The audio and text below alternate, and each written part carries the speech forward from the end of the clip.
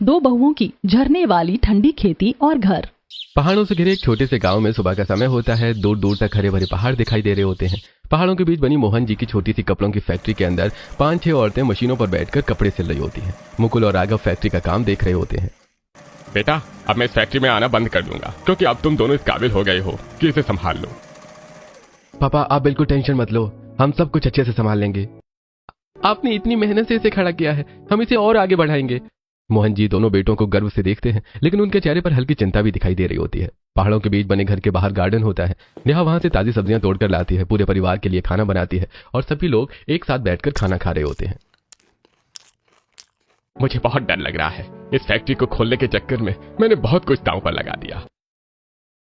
ऐसे मत बोलो जी, भगवान पर भरोसा रखो, सब अच्छा होगा। पता नहीं क्यों ऐसा लग रहा है जैसे सब कुछ खत्म होने वाला है। मोहन जी की आंखें नम हो जाती हैं और वो पुराने दिनों को याद करने लगते हैं। कई साल पहले का समय होता है। पहाड़ों के ऊपर झरनों का ठंडा पानी बह रहा होता है। मोहन जी अपने खेतों में काम कर रहे होते हैं। खेतों में पत्ता गोभी, शिमला मिर्च और कई तरह की सब्जियां लगी होती हैं। ठंडी जलवायु के कारण फसलें हरी भरी दिखाई देती हैं। बेटा, ये खेती हमें 2 वक्त की रोटी तो दे देती है, लेकिन इससे आगे का भविष्य नहीं बन पाएगा। फिर आप क्या सोच रहे हैं पापा? मैं तुम दोनों के लिए एक फैक्ट्री खोलूंगा, ताकि तुम्हारा जीवन मेरी तरह खेतों में मेहनत करते हुए न बीते। लेकिन पापा, इसके लिए बहुत पैसे लगेंगे। भविष्य बनाने के लिए कुछ जोखिम तो उठाने पड़ते हैं। हम आपके साथ हैं पापा। मोहन जी अपने दोनों बेटों को गले लगा लेते हैं और तीनों दूर पहाड़ों की तरफ देखने लगते हैं। फैक्ट्री से इतने पैसे नहीं आ रहे हैं और कर्ज बढ़ता जा रहा है। पापा, आप चिंता मत करो, सब ठीक हो जाएगा। एक बार राघव की शादी हो जाए, फिर करते हैं कुछ। हाँ पापा, हम अपनी फैक्ट्री को बचा लेंगे। कुछ दिन बाद गांव में शादी का माहौल होता है। ढोल नगाड़ों की आवाज चारों तरफ गूंज रही होती है। राघव पहाड़ी दूल्हे के पहनावे में तैयार खड़ा होता है। सिर पर पारंपरिक टोपी और कंधे पर शॉल होती है। आज तो मेरा छोटा भाई पूरा हीरो लग रहा है। भैया, ज्यादा मत छेड़ो। दूसरी तरफ शिल्पा लाल साड़ी और पहाड़ी गहनों में सजी होती है। मंदिर में मंत्रों के बीच दोनों की शादी संपन्न होती है। अब से आप दोनों जीवन भर एक दूसरे का साथ निभाएंगे। जी जी। शादी के बाद बारात शिल्पा को लेकर वापस गांव लौट आती है। अगली सुबह शिल्पा नई नवेली दुल्हन की तरह तैयार होकर नीचे आती है। वो कमला देवी के पैर छूने के लिए झुकती है। प्रणाम मम्मी जी। तभी अचानक घर की घंटी बहुत जोर से बजने लगती है। टिंग टिंग। अरे, इतनी सुबह कौन आ गया? मोहन जी दरवाजा खोलते हैं। तभी गेट जोर से धक्का खाकर खुल जाता है और 2 कर्जदार हाथों में डंडे लिए अंदर घुस आते हैं। अरे मोहन जी, आज हमें हमारे पैसे वापस चाहिए। भैया, थोड़ी मोहलत और दे दो, कल ही बेटे की शादी हुई है। अरे, इसमें हमें कोई मतलब नहीं है, समझे? कर्जदार मोहन जी को जोर से धक्का दे देता है। मोहन जी पीछे लड़खड़ा जाते हैं। ए, ये कौन सा तरीका है? हमारे बाबा को हाथ लगाने की हिम्मत कैसे हुई तुम्हारी? अच्छा ठीक है, प्यार से मांग लेते हैं, हमारे पैसे दो। सिर्फ 1 महीने का समय और दे दो। बिल्कुल नहीं, आज पैसे चाहिए। पूरे घर में सन्नाटा छा जाता है। सभी की आंखों में डर साफ दिखाई दे रहा होता है। फैक्ट्री नहीं दूंगा, लेकिन घर ले लो। जी, ये क्या कह रहे हैं आप? अगर फैक्ट्री बच गई तो हमारा भविष्य बच जाएगा। ठीक है, अब ये घर हमारा हुआ। सामान पैक करो और निकलो यहाँ से। पूरा परिवार अपने अपने कमरे में जाकर जरूरी सामान इकट्ठा करने लगता है। नेहा अलमारी खोलती है। वो कपड़े और जरूरी चीजें निकाल रही होती है। तभी उसकी नजर एक पुरानी बीजों की पोटली पर पड़ती है। ये तो हमारी झरने वाली खेती के बीज हैं। नेहा उस पोटली को अपने बैग में सुरक्षित रख लेती है। दूसरी तरफ कमला देवी अपने गहने संभाल रही होती है। मुकुल और राघव जरूरी सामान उठा रहे होते हैं। शिल्पा शादी के अगले ही दिन घर छोड़ने की मजबूरी देखकर रो रही होती है। मैंने तो सोचा था आज से मेरा नया घर शुरू होगा। मैं वादा करता हूँ, हम फिर से सब कुछ बना लेंगे। कुछ देर बाद पूरा परिवार घर के बाहर खड़ा होता है। सभी आखिरी बार अपने घर को देख रहे होते हैं। तभी कर्जदार, अरे चलो निकलो यहाँ से। कमला देवी रो रही होती है। मोहन जी चुपचाप घर को देखते रहते हैं। मुकुल और राघव अपने परिवार को संभाल रहे होते हैं। पूरा परिवार सड़क पर खड़ा होता है। आसपास के लोग अपने अपने घरों से बाहर निकल आते हैं। देखते ही देखते वहां भीड़ इकट्ठा हो जाती है। सभी लोग आपस में बातें करने लगते हैं। देखो कैसी बहू के पैर पड़े हैं इस घर में। लक्ष्मी आने की बजाय पूरा घर बर्बाद हो गया। नई बहू आई है और घर भी चला गया। शिल्पा यह सब सुनकर रोने लगती है। उसकी आंखों से आंसू बहने लगते हैं। दीदी, सब लोग मुझे ही दोषी ठहरा रहे हैं। तुम हिम्मत मत हारो, लोगों का काम है बातें बनाना, उनकी बातों पर ध्यान मत दो। बेचारी ने कितनी मेहनत से फैक्ट्री बनाई थी, अब इनके पास कुछ भी नहीं बचा। कमला देवी कुछ देर चुप रहती हैं, फिर अचानक ऐसा फैसला लेती हैं। चलो अब यहाँ से चलते हैं, हमारे पास अभी भी एक उम्मीद बची है। कौन सी उम्मीद मम्मी? हमारी झरनों वाली जगह। कुछ देर बाद पूरा परिवार पहाड़ों के बीच एक सुनसान जगह पर पहुंचता है। वहां 3 बड़े झरने लगातार बह रहे होते हैं। झरनों के बीच में एक गोलाकार खुली जमीन होती है। चारों तरफ हरियाली और ऊंचे पेड़ दिखाई देते हैं। सभी लोग थककर उस गोल जगह पर बैठ जाते हैं। मम्मी जी, हम यहाँ क्यों आ गए? कहीं यहाँ से भी हमें कोई भगा न दे। नहीं बेटा, यह हमारी अपनी जगह है, यहाँ से हमें कोई नहीं भगा सकता। मम्मी जी, आपने हमें कभी इस जगह के बारे में बताया ही नहीं। हमने ये बात किसी को नहीं बताई थी। अगर गांव में खबर फैल जाती तो लोग इस जगह पर कब्जा करने की कोशिश करते। कोई बात नहीं, कुछ न कुछ हो ही जाएगा। हम फैक्ट्री को खूब मेहनत से चलाएंगे और फिर अपना नया घर बनाएंगे। अब तो फैक्ट्री ही हमारी आखिरी उम्मीद है। अगली सुबह सूरज निकलते ही मुकुल और राघव फैक्ट्री की तरफ जाते हैं। जैसे जैसे वो करीब पहुंचते हैं, उनके चेहरे का रंग उड़ने लगता है। जहां कभी फैक्ट्री खड़ी थी, वहां अब सिर्फ राख और जली हुई दीवारें बची होती है। चारों तरफ धुआं फैला हुआ होता है। ये क्या हो गया? हमारी फैक्ट्री! पिछली रात कर्जदार अपने 4-5 गुंडों के साथ फैक्ट्री के पास पहुंचता है। घर तो मैंने ले लिया, अब इसकी आखिरी उम्मीद भी खत्म कर देता हूँ। गुंडे फैक्ट्री के चारों तरफ पेट्रोल छिड़कते हैं और आग लगा देते हैं। कुछ ही मिनटों में पूरी फैक्ट्री आग की लपटों में घिर जाती है और सभी जोर जोर से हंसने लगते हैं। मुकुल और राघव गुस्से में झरनों वाली जगह पर वापस आते हैं। पापा, उसने हमारे साथ धोखा किया है। उसने हमारी फैक्ट्री भी जलाकर राख कर दी। ये सुनते ही पूरे परिवार के पैरों तले जमीन खिसक जाती है। बेटा छोड़ दो, हमारे पास कुछ नहीं बचा और लड़ने के लिए कोई सबूत भी नहीं है। पापा, हमें इंसाफ मांगना चाहिए। बेटा, गरीबों को इंसाफ नहीं मिलता, उसके लिए भी पैसे चाहिए होते हैं। कोई बात नहीं पापा, इस जगह के बहुत फायदे हैं। फायदे यहाँ? हाँ दीदी, हम इसी जगह को उपयोगी बनाकर अपना नया जीवन शुरू कर सकते हैं। लेकिन कैसे? यहाँ पानी है, जमीन है, जंगल है। जो लोग सपनों में सोचते हैं ना, ये बिल्कुल वैसी ड्रीम प्लेस है। मतलब हम यहाँ से फिर से शुरुआत कर सकते हैं। अगर तुम्हें इतना भरोसा है तो शायद हम सच में कुछ कर सकते हैं। क्या ये लोग अपनी झरने वाली जगह पर नया जीवन शुरू कर पाएंगे या सब कुछ खत्म हो जाएगा? रात हो जाती है। पूरा परिवार झरनों के बीच घास पर बैठा होता है। तभी आसमान में बादल छा जाते हैं। अचानक तेज बारिश शुरू हो जाती है। झरनों का पानी और तेज बहने लगता है। ठंडी हवाएं चलने लगती हैं। मम्मी, बहुत ठंड लग रही है। बस बेटा, थोड़ी देर और। बारिश लगातार बढ़ती जाती है। सभी लोग ठंड से कांपने लगते हैं। कल से हमें काम शुरू करना पड़ेगा, वरना हम ज्यादा दिन यहाँ नहीं रह पाएंगे। मोहन जी अपने पूरे परिवार को ऐसी हालत में देखते हैं। उनकी आंखों में आंसू आ जाते हैं। ये सब क्या हो गया? मेरा पूरा परिवार सड़क पर आ गया। भगवान कोई रास्ता जरूर निकालेंगे। अगली सुबह सूरज की किरणें झरनों पर पड़ती हैं। पूरा परिवार थका हुआ बैठा होता है। अब हमें मेहनत करके अपना घर यहीं बनाना पड़ेगा। जैसे पुराने लोग जंगलों में रहकर अपना गुजारा करते थे, वैसे ही हमें भी करना पड़ेगा। मतलब आज से नई शुरुआत? हाँ, आज से हमारी नई जिंदगी शुरू होती है। राघव, मुकुल, नेहा और शिल्पा जंगल की तरफ निकल जाते हैं। सभी लोग मिलकर मजबूत लकड़ियां, बांस और सूखी बेलें इकट्ठी करने लगते हैं। थोड़ी ही देर में लकड़ियों का बड़ा ढेर लग जाता है। बेटा, तुम इन लकड़ियों से क्या बना लोगे? घर बनाने में तो कई साल लग जाते हैं। मम्मी जी, जिन लोगों ने मुझे अपशगुन कहा है ना, मैं उनके मुंह बंद करके रहूंगी। कैसे बेटा? मैं उन्हें साबित करके दिखाऊंगी कि मैं इस घर की लक्ष्मी हूँ। चलो, अब बातों में नहीं, काम में ध्यान दो। पहले घर का ढांचा तैयार करते हैं। सभी लोग लकड़ियों को जोड़ना शुरू कर देते हैं। बेलों की रस्सी की तरह इस्तेमाल करके लकड़ियों को मजबूती से बांधा जाता है। पूरे दिन मेहनत करने के बाद शाम तक घर का पहला ढांचा तैयार हो जाता है। रात हो जाती है। सभी लोग नए बने ढांचे के नीचे बैठ जाते हैं। बाहर झरनों का पानी बह रहा होता है। मुकुल और राघव जंगल से फल तोड़कर लाए होते हैं। आज कई दिनों के बाद ऐसा लग रहा है कि हमारे पास रहने की जगह है। और कल से मैं यहाँ खेती की जगह भी तैयार कर दूंगी। इतनी जल्दी? हाँ, वरना रोज रोज जंगल से फल लाना पड़ेगा। अगली सुबह शिल्पा, मुकुल और राघव घर के ऊपर के ढांचे तैयार कर रहे होते हैं। धीरे धीरे घर झोपड़ी जैसा सुंदर दिखने लगता है। दूसरी तरफ नेहा खुरपी लेकर मिट्टी तैयार कर रही होती है। वो मिट्टी को नरम करती है और फिर अपने बैग से पुराने बीजों की पोटली निकालती है। यही वो बीज है जिन्हें मैं घर से आते समय बचा कर लाई थी। अच्छा किया बेटा। नेहा एक एक करके बीज मिट्टी में डालना शुरू कर देती है। वहां की मिट्टी ठंडी होती है और झरनों की नमी हमेशा बनी रहती है। यहाँ की ठंडी जमीन में फसल जल्दी खराब नहीं होगी और ज्यादा पानी भी नहीं देना पड़ेगा। कुछ दिनों की लगातार मेहनत के बाद 2 मंजिला लकड़ी का सुंदर घर तैयार हो जाता है। घर के सामने झरनों का दृश्य दिखाई देता है। वाह, ये तो किसी पहाड़ी रिसोर्ट जैसा लग रहा है। और ये सब हमने अपने हाथों से बनाया है। झरने के ऊपर एक छोटा लकड़ी का पुल भी बना दिया जाता है। पुल के दूसरी तरफ एक बड़ा पेड़ खड़ा होता है। पेड़ के नीचे दोनों बहुएं मिट्टी का चूल्हा बनाती हैं। अब ये पुल पार करके वहां खाना बनाने जाती हैं। कुछ दिनों बाद घर के पीछे घास से ढके पहाड़ों पर नेहा और शिल्पा टेरेस फार्मिंग शुरू कर देती है। यहाँ धनिया लगा देते हैं और यहाँ पुदीना। धीरे धीरे पहाड़ों पर छोटी छोटी हरी क्यारियां बन जाती हैं। एक दिन दोनों बहुएं जंगल में घूम रही होती हैं। तभी उन्हें एक साफ नदी दिखाई देती है। दीदी देखो कितनी सारी मछलियां हैं। सच में, चलो कुछ मछलियां पकड़ लेते हैं और अपने पॉन्ड में डाल देंगे।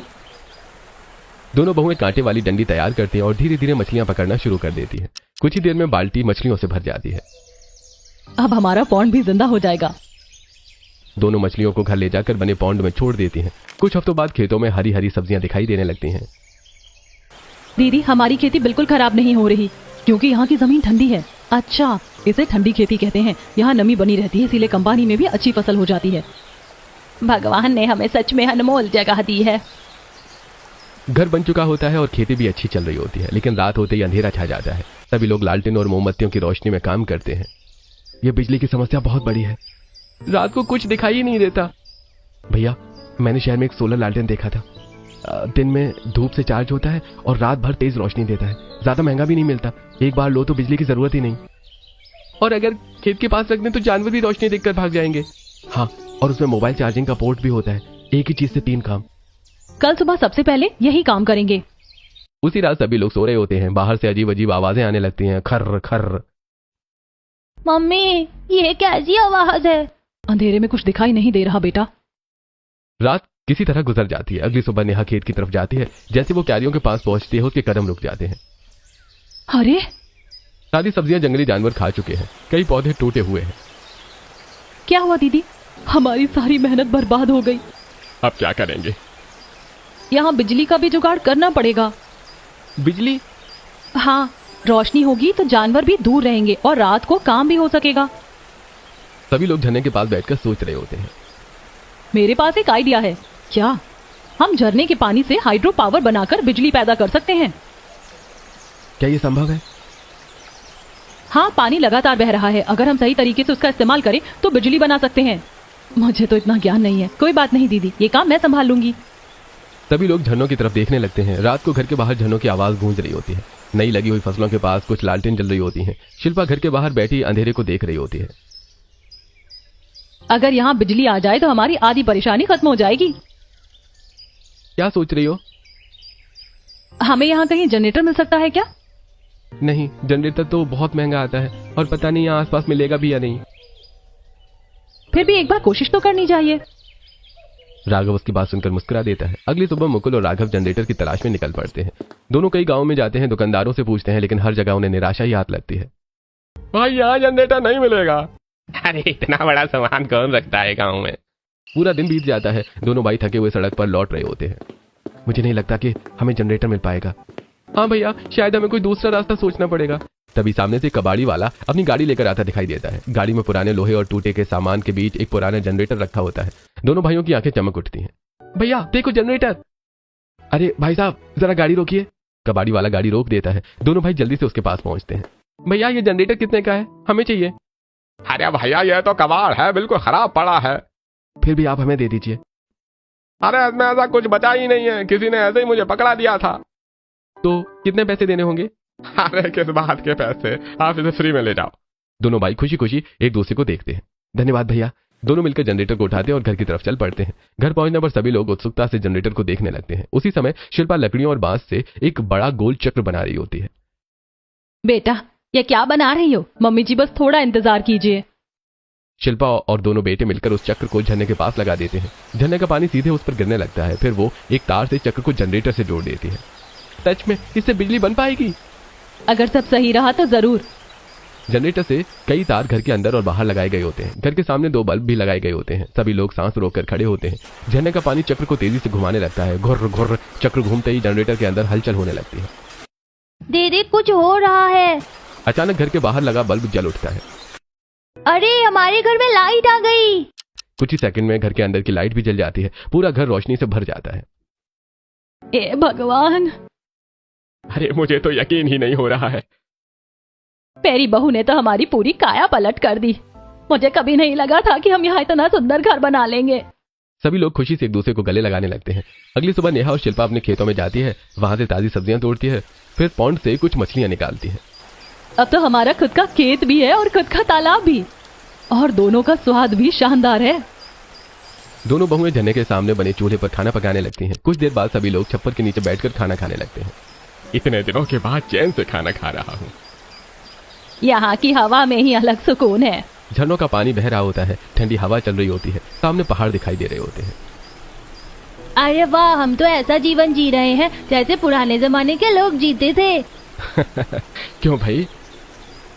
जंगल में रहना, अपनी खेती करना और अपना खाना बनाना और झरने के सामने बैठकर खाना खाना, कितना मजा आ रहा है। हाँ चिंटू, हमें पहले से पता था कि तुझे ऐसी जगह पसंद आएगी, इसीलिए तो तेरे लिए खास ये घर बनाया है। ये सुनते ही सभी जोर जोर से हंसने लगते हैं। पहली बार सभी को लग रहा होता है कि उनकी नई जिंदगी सचमुच सही दिशा में बढ़ रही है। अगली सुबह झरनों का पानी धीरे धीरे बह रहा होता है, ठंडी हवा चल रही होती है। नेहा और शिल्पा जंगल में चूल्हे के लिए सूखी लकड़ियां इकट्ठी कर रही होती है। दीदी, आज तो चूल्हे के लिए काफी लकड़ियां मिल गई हैं। हाँ, अब कुछ दिनों तक चिंता नहीं करनी पड़ेगी। तभी अचानक उन्हें कहीं से गाय के रंभाने की आवाज सुनाई देती है। दीदी, ये आवाज कैसी थी? लगता है आसपास कहीं गाय है। दोनों आवाज की दिशा में आगे बढ़ती हैं। थोड़ी दूर जाने पर उन्हें दो गायें हरी घास चरती हुई दिखाई देती हैं। दीदी, हमारा डेयरी प्रोडक्ट का काम भी हो गया। क्या मतलब? अब मैं इनको भी घर लेकर जाऊंगी। अच्छा, अब जंगल के सारे जानवर घर में बसाने का इरादा है क्या? क्यों नहीं, दूध मिलेगा, दही मिलेगा, मक्खन मिलेगा। चलो फिर, आज से ये भी हमारे परिवार का हिस्सा है। दोनों बहुएं धीरे धीरे गायों को अपने घर की तरफ लेकर आती हैं। घर पहुंचकर एक तरफ बड़े पेड़ के नीचे उन्हें बांध देती हैं। अरे, ये गाय कहाँ से आ गई? हमारी नई सदस्य हैं। मतलब अब डेयरी भी शुरू हो गई। बिल्कुल। नेहा एक बड़े से भगोने में पानी भरकर रख देती है। सामने ताजी घास भी डाल देती है। दोनों गायें आराम से घास खाने लगती हैं। कुछ दिनों बाद वहां का पूरा नजारा बदल चुका होता है। घर के सामने हरी भरी खेती लहरा रही होती है। कहीं फल लगे होते हैं तो कहीं सब्जियां उग रही होती हैं। चिंटू खेत में घूमते हुए एक पका हुआ फल तोड़कर खा रहा होता है। अरे चिंटू, थोड़े फल हमारे लिए भी छोड़ देगा या अकेले अकेले ही खाता रहेगा? जी दादी, अभी लाया। चिंटू दौड़कर पेड़ से कुछ और फल तोड़ता है और टोकरी भर कर ले आता है। अरे वाह, अपने खेत के फलों का स्वाद ही अलग है। घर के पास बहते झरने में नेहा और शिल्पा कपड़े धो रही होती हैं। वहीं बर्तन भी साफ कर रही होती हैं। यहाँ तो पानी की भी कभी कमी नहीं होगी और बिजली भी अपने आप बन रही है। शाम को सभी लोग छप्पर के नीचे बैठ जाते हैं। सामने झरनों का सुंदर दृश्य दिखाई दे रहा होता है। आखिर हमने कर दिखाया। सच में बेटा, एक साधारण सी जमीन को हमने अपना घर बना लिया। ये सब तुम्हारी सोच की वजह से हुआ है। मेरी? हाँ, अगर तुम वो सारे आइडिया ना देती तो हमारा दिमाग कभी वहां तक पहुंचता ही नहीं। सही कहा भाभी ने। हम तो बस तुम्हारे पीछे पीछे काम करते गए।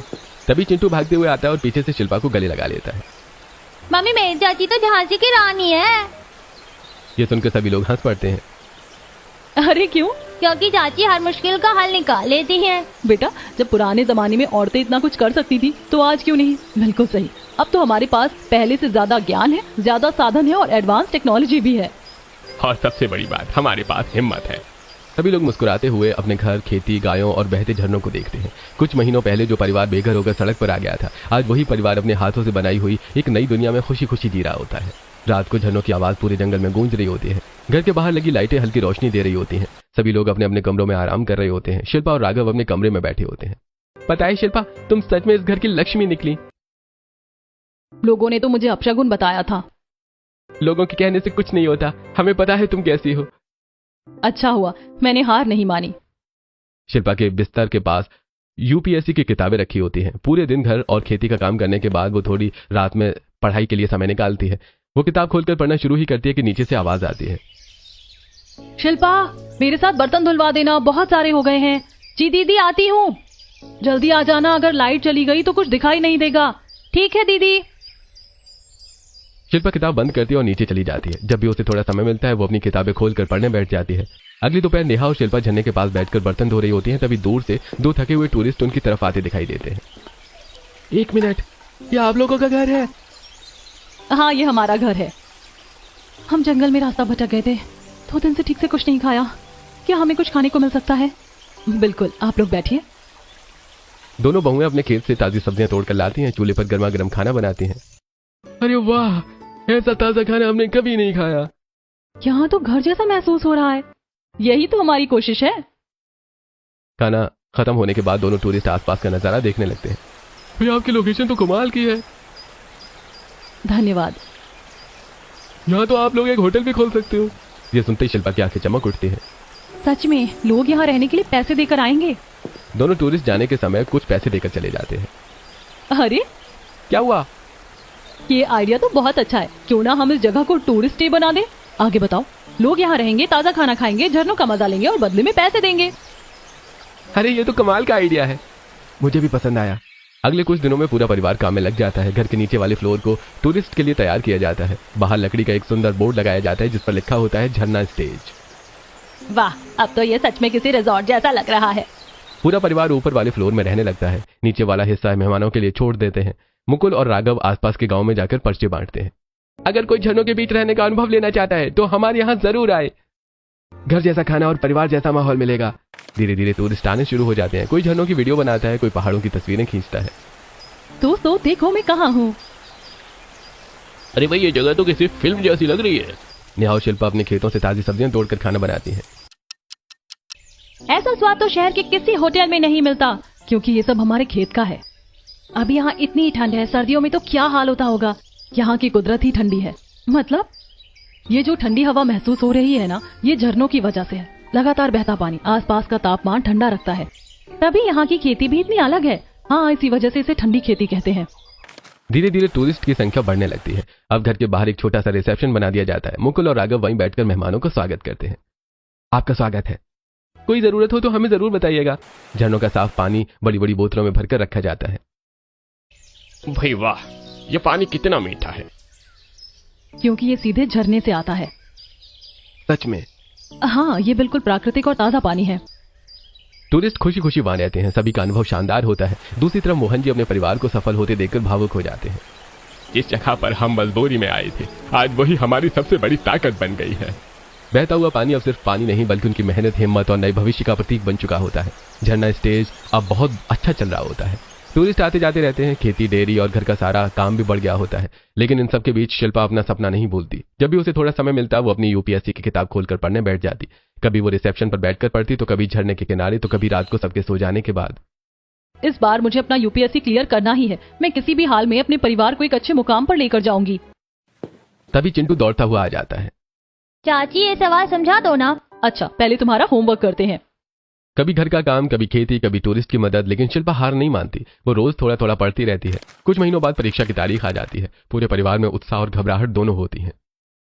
परसों हमें पेपर देने जाना है, आप मेरे साथ चलना। अरे बिल्कुल चलूंगा। परीक्षा वाले दिन सुबह सुबह दोनों निकल पड़ते हैं। पहले जंगल के रास्ते पैदल चलते हैं, फिर बाहर सड़क पर पहुंचकर ऑटो पकड़ते हैं। एक ऑटो से दूसरे ऑटो, फिर तीसरे ऑटो में बैठते हुए वो जैसे तैसे पेपर सेंटर तक पहुंचते हैं। अरे जल्दी करो शिल्पा, गेट बंद होने वाला है। गेट बंद होने में कुछ ही सेकंड्स बचे होते हैं। शिल्पा दौड़ती हुई अंदर घुस जाती है। चलिए जल्दी अंदर जाइए। हे भगवान, आपने यहाँ तक पहुँचा दिया। अब बस मेरा एग्जाम भी क्लियर करवा देना। परीक्षा हॉल में सभी उम्मीदवार तनाव में बैठे होते हैं। कई लोगों के चेहरे पर डर और घबराहट दिखाई दे रही होती है, लेकिन शिल्पा के चेहरे पर एक अलग ही आत्मविश्वास होता है। पता नहीं क्यों अंदर से बहुत अच्छी सी खुशी आ रही है। लगता है इस बार कुछ हो जाएगा। वो पूरे आत्मविश्वास के साथ अपना पेपर पूरा करती है। कई महीनों के बाद रिजल्ट आने का दिन होता है। पूरा परिवार एक मोबाइल के आसपास खड़ा होता है। जल्दी रिजल्ट देखो ना। भगवान अच्छा करना। शिल्पा कांपते हाथों से रिजल्ट खोलती है। अचानक उसकी आंखें चमक उठती हैं। मैं पास हो गई। क्या? क्या? मेरा यूपीएससी क्लियर हो गया। पूरा परिवार खुशी से उछल पड़ता है। सभी शिल्पा को गले लगा लेते हैं। मुझे अपनी बहू पर बहुत गर्व है। लेकिन हमारी बहू हमारा नाम रोशन करके रहेगी। मुझे पता था तुम जरूर सफल होगी। समय बीतता है। शिल्पा की ट्रेनिंग शुरू हो जाती है। कड़ी मेहनत के बाद उसकी ट्रेनिंग पूरी हो जाती है। अब शिल्पा आईपीएस अधिकारी की वर्दी में खड़ी होती है। आईपीएस शिल्पा, आज आपकी ट्रेनिंग समाप्त होती है। जी सर। आपको सरकारी आवास भी मिलेगा और हमेशा देश के प्रति आपको ईमानदार रहना होगा। Yes sir. शिल्पा गर्व से सैल्यूट करती है और लेफ्ट राइट करते हुए वहां से निकल जाती है। घर पहुंचते ही शिल्पा खुशी से सभी को फोन करती है। सुनिए, मुझे सरकारी घर भी मिल गया है। सच? हाँ, अब हम सब साथ रहेंगे। कुछ दिनों बाद पूरा परिवार नई सरकारी घर में शिफ्ट हो जाता है। वो बहुत बड़ा और शानदार घर होता है। सभी के अलग अलग कमरे होते हैं। मैंने कभी सपने में भी नहीं सोचा था कि हम यहाँ रहेंगे। ये सब हमारी बहुओं की मेहनत का फल है। कुछ समय बाद शिल्पा वर्दी पहनकर अपने पुराने गांव आती है। वही लोग जो कभी उसे अपशगुन कहते थे आज गर्व से उसकी तरफ देख रहे होते हैं। हमारी बहू ने तो पूरे गांव का नाम रोशन कर दिया है। हमें तो उस पर गर्व है। हमने इसे कितना गलत समझा था। शिल्पा बस मुस्कुरा देती है। शिल्पा अपने पुराने मामले की जांच भी करवाती है। धीरे धीरे सबूत सामने आते हैं कि फैक्ट्री में आग किसने लगवाई थी। मैडम, सारे सबूत मिल गए हैं। कानून के अनुसार कार्रवाई कीजिए। दोषियों को गिरफ्तार कर लिया जाता है। मोहन जी और पूरा परिवार वर्षों बाद न्याय मिलते देख भावुक हो जाता है। आज मुझे लग रहा है कि भगवान के घर में देर है, अंधेर नहीं। एक समय था जब यह परिवार घर, जमीन और फैक्ट्री सब कुछ खो चुका था, लेकिन उन्होंने हार नहीं मानी। मेहनत, हिम्मत और एक दूसरे पर भरोसे के दम पर उन्होंने अपनी जिंदगी फिर से बना ली। अगर इंसान के मन में सच्चा समर्पण, डेडिकेशन और मेहनत करने की इच्छा हो तो क्या वो हर मुश्किल को पार करके अपनी नई जिंदगी बना सकता है? अपनी राय कमेंट में जरूर बताइए।